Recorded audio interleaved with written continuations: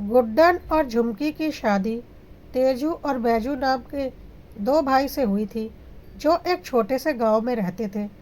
उनकी थोड़ी बहुत खेती बाड़ी थी, लेकिन उनके रहन सहन और आर्थिक स्थिति को देखकर गांव के लोग हैरान थे। तेजू और बैजू कोई खास काम नहीं करते थे, फिर भी वे अमीरों वाली जिंदगी जीते थे।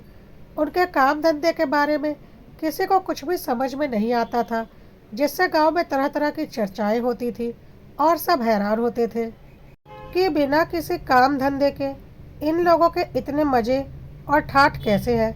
अभी कुछ दिन पहले ही तेजू और बैजू ने गांव में बहुत ही बड़ा आलीशान मकान बनवाया था, जिसमें लाखों रुपए लगे थे। और सारा गांव जानता था कि काम धंधे के नाम पर उनके पास कुछ भी खास नहीं था। इसलिए गांव में तेजू और बैजू के नए मकान की चर्चा जोरों पर थी। उनके ठाट बाट वाले जीवन और सुख सुविधाओं से भरे घर को देखकर सब हैरान थे। उनके बच्चे शहर के हॉस्टल में पढ़ते थे और उनके पास हर तरह की सुख सुविधा की चीज़ मौजूद थी। जब भी कोई गांव का व्यक्ति उनसे काम के बारे में पूछने जाता, तो वह कहते कि घर से कंप्यूटर पर काम करते हैं और अच्छी तनख्वाह पाते हैं। लेकिन गांव के लोगों को यह बात हजम नहीं हो रही थी, क्योंकि तेजू और बैजू ज़्यादा पढ़े लिखे नहीं थे। 10वीं पास करने के बाद उन्होंने कोई खास पढ़ाई नहीं की थी और उनके बोलने का तरीका भी बहुत अच्छा नहीं था, बल्कि सही मायने में वह हिंदी तक ढंग से नहीं बोल पाते थे। गांव के लोग सोचते थे कि कौन सी कंपनी में ऐसे लोगों को घर से काम करने का मौका मिलेगा और इतनी अच्छी तनख्वाह मिलेगी। इसलिए उनकी इस बेतुकी बात पर किसी को यकीन नहीं था, बल्कि सबको लगता था कहीं यह दोनों भाई कुछ गलत काम धंधा तो नहीं करते हैं, जैसे चोरी चकारी या स्मगलिंग वगैरह। और हर कोई उन्हें शक की नज़र से ही देखता था। लेकिन तेजू और बैजू को डायरेक्टली कुछ कहना मुश्किल था, क्योंकि वे कोई गलत काम नहीं कर रहे थे और अपने घर में ही रहते थे। उनके इस रहस्यमयी जीवन ने गांव में कई तरह की चर्चाएं शुरू कर दी थी। तेजू और बैजू की पत्नियां झुमकी और गुड्डन अपने ठाट बाट वाले जीवन से गांव की औरतों को हैरान कर देती थी। जब भी वे घर से बाहर निकलती, महंगी साड़ियों और गहनों से सजी हुई होती। उनके दौलत और ऐश्वर्य को देखकर गांव की औरतें सोचने पर मजबूर हो जाती थी कि आखिर उनके पास इतना पैसा कहाँ से आ रहा है, जबकि उनके परिवार में कोई खास काम धंधा नहीं था और ना ही कोई बड़ी पुश्तैनी जमीन जायदाद थी। तेजू और बैजू के माता पिता को गांव के लोग अच्छी तरह से जानते थे और उनकी साधारण पृष्ठभूमि से वाकिफ थे। ऐसे में झुमकी और गुड्डन का यह ठाट बाट गांव में किसी से भी हजम नहीं हो रहा था। इधर काफ़ी दिनों से गांव में सोशल मीडिया पर वायरल हो रही अश्लील रील्स ने सबका ध्यान खींचा था। इन रील्स में औरतें अश्लील कपड़े पहनकर अश्लील नृत्य करती थी या फिर अश्लील हरकतें करती थी। गांव के लोग आपस में इस बारे में बात करते थे कि ये औरतें अपने घर की इज्जत की मिट्टी पलीत कर रही हैं। इन रील्स को देखकर लगता था कि ये औरतें गांव के पृष्ठभूमि से ही हैं, लेकिन उन्होंने अपने मुंह को घूंघट से ढक रखा था, इसलिए कोई भी उन्हें पहचान नहीं पा रहा था। उनके रील्स मिलियंस में व्यूज़ पा रही थी, जिससे शायद उन्हें बहुत पैसे मिल रहे थे। गुड्डन और झुमकी गांव की औरतों से बातें करते हुए अक्सर सोशल मीडिया पर वायरल हो रही अश्लील वीडियो की चर्चा सुनती थीं। गांव की औरतें कहती थीं कि कुछ महिलाएं पैसा कमाने के लिए अपनी इज्जत और शर्म लिहाज खो चुकी हैं और ऐसी वीडियो बना रही हैं जो बिल्कुल भी ठीक नहीं है। गुड्डन और झुमकी उनकी बातों से सहमत होती थी और कहती थी कि पैसा कमाने के लिए इतना नीचे गिरने की क्या ज़रूरत है। वह तो साफ कहती थी कि थोड़ा कम कमाना बेहतर है, लेकिन इज्जत और आत्मसम्मान के साथ कमाना चाहिए। गांव के लोग इस तरह की वीडियो की वजह से परेशान थे, क्योंकि अब ये वीडियो बहुत आम हो गई थी और बच्चे भी इन्हें देख रहे थे। गांव के लोगों को डर था कि कहीं उनके बच्चे भी बिगड़ ना जाएं, लेकिन वे कुछ नहीं कह सकते थे, क्योंकि जब वीडियो बनाने वाले इतनी सारी वीडियो डालते हैं तो कोई ना कोई वीडियो तो वायरल होनी ही है। सोशल साइट्स पर इस तरह की वीडियो की भरमार थी और लोग काफ़ी परेशान थे कि पैसा कमाने के लिए आज लोग अपनी इज्जत, मान मर्यादा सब कुछ दांव पर लगाने को तैयार हैं। एक दिन गांव में सुबह सुबह तमाशा हो गया। जब लोगों ने गुड्डन और झुमकी के घर के बाहर आकर चिल्लाना शुरू कर दिया। तेजू और बैजू घर से बाहर निकले और पूछा कि क्या हो गया है। गांव के लोगों ने उन्हें एक वीडियो दिखाया जिसमें एक औरत घूंघट डालकर अश्लील नृत्य कर रही थी, जिसे देखकर तेजू और बैजू ने बोला, हाँ तो यह तो एक अश्लील वीडियो है, हमें यह वीडियो क्यों दिखा रहे हो।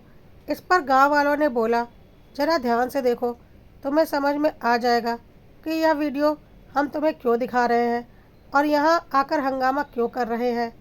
फिर उन्होंने उस वीडियो को ध्यान से देखा तो उन्हें सारा माजरा समझ में आ गया।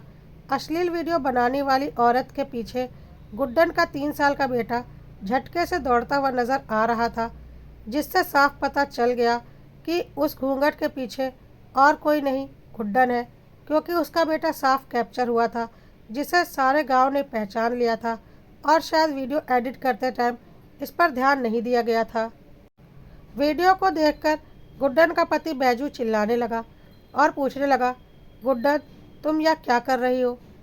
वीडियो में तुम्हारे पीछे हमारा बेटा भाग रहा है, इसका मतलब यह तुम ही हो। गांव के लोगों को अब समझ में आ गया कि गुड्डन भी उन्हीं औरतों में से एक है जो ऐसी वीडियो बनाकर वीडियो में अश्लील नृत्य कर रही हैं और इसके लिए उसे पैसे भी मिल रहे हैं। गांव के लोगों ने गुड्डन और बैजू के परिवार में हंगामा मचा दिया। गांव के लोगों ने ज़बरदस्ती बैजू के घर में घुसकर उस कमरे को भी ढूंढ लिया जहां वीडियो शूट किया गया था। गुड्डन की सासू माँ ने गुड्डन को ज़ोर ज़ोर से थप्पड़ मारने शुरू कर दिए और कहा कि तू हमारे घर में ऐसे अश्लील काम कर रही है और हमें कुछ पता भी नहीं। बैजू भी गुड्डन के ऊपर चिल्लाने लगा और कहा, तेरी हिम्मत कैसे हुई ऐसी वीडियो बनाने की, तू अब मेरे घर में नहीं रह सकती। गुड्डन चुपचाप खड़ी थी और रो रही थी। उसे कुछ समझ में नहीं आ रहा था कि वह क्या बोले, लेकिन झुमकी से गुड्डन की यह स्थिति देखी नहीं गई और वह सामने आ गई। झुमके ने गांव वालों को बोला, आप लोग जानना चाहते हैं ना कि गुड्डन जीजी ऐसी वीडियो क्यों बनाती हैं? चलिए आज सारी बात आपको सच सच बता ही देते हैं, क्योंकि अब छुपाने के लिए कुछ नहीं बचा। आप सब जानना चाहते हैं ना कि हमारे घर में इतना ठाट बाट कैसे है, हमारे पति लैपटॉप पर क्या काम करते हैं। चलिए आज मैं सारी सच्चाई बता देती हूँ। झुमकी ने तेजू का लैपटॉप लाकर सबके सामने रख दिया और कहा, यह देखिए हमारी कमाई का सारा जरिया। तेजू ने झुमकी को एक जोर का थप्पड़ मारा, लेकिन झुमकी चुप नहीं हुई और ज़ोर से बोली, हमारी ही कमाई खाते हो और हमें ही मार रहे हो, शर्म नहीं आती तुम माँ बेटों को। झुमके ने ज़बरदस्ती तेजू का लैपटॉप खोलकर दिखाया कि तेजू के लैपटॉप में भी ऐसी ही वीडियो है जिसमें खुद झुमकी घूंघट डालकर अश्लील नृत्य कर रही है। झुमकी ने कहा कि यह तीनों माँ बेटा हमसे ज़बरदस्ती यह काम करवाते हैं और इन्हीं पैसों से यह सारा ठाट बाट है। अब जब बात खुल गई तो खुद को बचाने के लिए यह मैं माँ बेटे हमारे ऊपर घटिया इल्ज़ाम लगा रहे हैं। झुमकी की बात सुनकर सभी हैरान रह गए और माजरा समझने की कोशिश करने लगे। झुमकी ने आज सारी सच्चाई बताने की ठान ली थी, क्योंकि जो आज गुड्डन के साथ हुआ था कल को उसके साथ होते भी देर नहीं लगती और फिर यह माँ बेटे बहुत सफाई से खुद को बचा लेते और सारा ठीकरा गुड्डन और झुमकी के सर पर फोड़कर खुद पाक साफ निकल जाते और अपने जीवन में आसानी से आगे बढ़ जाते। झुमकी ने बताया कि तेजू बैजू और उनकी माँ कितने स्वार्थी और लालची हैं और अपने पैसों के लालच में अपनी बहुओं से अश्लील वीडियो बनवाते हैं और पैसे कमाते हैं। झुमकी ने बोला, मुझे और गुड्डन जीजी को तो कुछ आता भी नहीं, हम तो बस वीडियो शूट करवाते हैं, बाकी वीडियो को एडिट करना, उसे सोशल मीडिया पर अपलोड करना, यह सारा काम हमारे पति करते हैं और हमें कुछ भी नहीं पता। बस हमसे ज़बरदस्ती वीडियो बनवाई जाती है, बल्कि पैसों का भी सारा हिसाब किताब वही लोग रखते हैं। हमें तो आज तक पता भी नहीं कि हमने यह सारी अश्लील वीडियो बनाकर कितने पैसों की कमाई की है, और आज जब बात खुल गई तो सारा ठीकरा हमारे सर पर फोड़ दिया। हमें अच्छे कपड़े और जेवर भी सिर्फ इसलिए पहनने को देते हैं ताकि गांव में किसी को शक ना हो कि इतना बड़ा घर है, बच्चे इतने बड़े स्कूल में पढ़ते हैं, तो उनकी बीवियां क्यों नहीं अच्छा पहनती ओढ़ती हैं, वरना तो आज तक हमें हमारी कमाई का ही 1 रुपया भी नहीं मिला है। गुड्डन ने भी झुमकी की बातों पर हामी भरी और कहा कि वो लोग यह सब कुछ अपनी मर्जी से नहीं करती, बल्कि दबाव में आकर करती हैं। दोनों बहुओं ने अपने अपने पतियों के लैपटॉप खोलकर गांव वालों को दिखा दिया, जिसमें सारे सबूत मौजूद थे। साथ ही साथ यह भी पता चल गया कि आजकल सबसे ज़्यादा वायरल होने वाली अश्लील वीडियो झुमकी और गुड्डन की ही थी। अब तेजू और बैजू को समझ में आ गया था कि सारी सच्चाई गांव वालों के सामने आ चुकी है।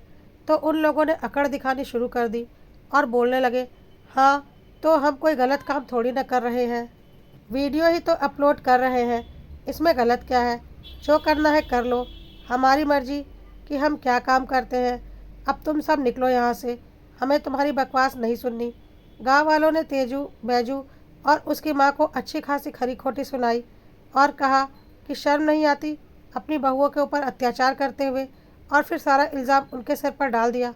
गांव वालों ने कहा, थोड़ी तो शर्म कर लो, जिनकी कमाई खा रहे हो उन्हीं को बदनाम करने से पीछे नहीं हट रहे। अगर हमारे सामने ज़्यादा हेकड़ी दिखाई तो अभी इतनी कुटाई होगी कि औकात हाथ में आ जाएगी। यह गांव है और गांव के कुछ नियम कायदे कानून होते हैं और उसके दायरे में ही तुम्हें रहना पड़ेगा। तो ज़्यादा बकवास करने की ज़रूरत नहीं है, वरना हम कोई सख्त कदम उठाने पर मजबूर हो जाएंगे। गांव वालों की बात सुनकर तेजू, बैजू और उसकी माँ की बोलती बंद हो गई और वह लोग समझ गए कि अब अगर उन लोगों ने ज़्यादा बकवास की तो उनकी खैर नहीं। गांव वालों ने तेजू, बैजू और उनकी माँ को साफ कह दिया कि अगर वो लोग तमीज़ में रहना चाहते हैं तो गांव में रह सकते हैं और अश्लील वीडियो बनाने का काम बंद करना होगा, वरना वह लोग चुपचाप या गांव छोड़कर चले जाएं। गांव वालों ने साफ कहा कि वे अपनी बहुओं का शोषण कर रहे हैं और उनकी वजह से गांव का माहौल ख़राब हो रहा है। आज गुड्डन और झुमकी ने भी अपने लिए आवाज़ उठाने की ठान ली थी, क्योंकि उन्हें पता था अगर आज वह चुप रहेंगी तो यह अत्याचार उन्हें जीवन भर झेलना पड़ेगा और जब भी कुछ गलत होगा तो सारा ठीकरा उनके सर पर डाल दिया जाएगा।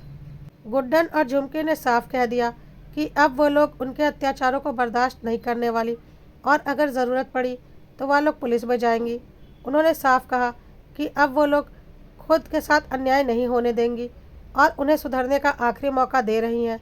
अगर अभी भी वह नहीं सुधरे तो जेल जाने को तैयार रहे।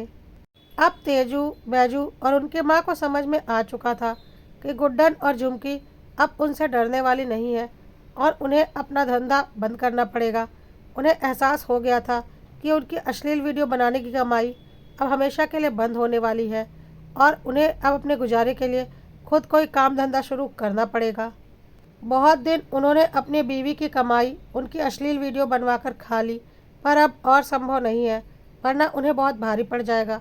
गुड्डन और झुमकी भी खुश थी और उन्हें ऐसा लग रहा था जैसे आज वह किसी बेड़ियों से आज़ाद हुई हों।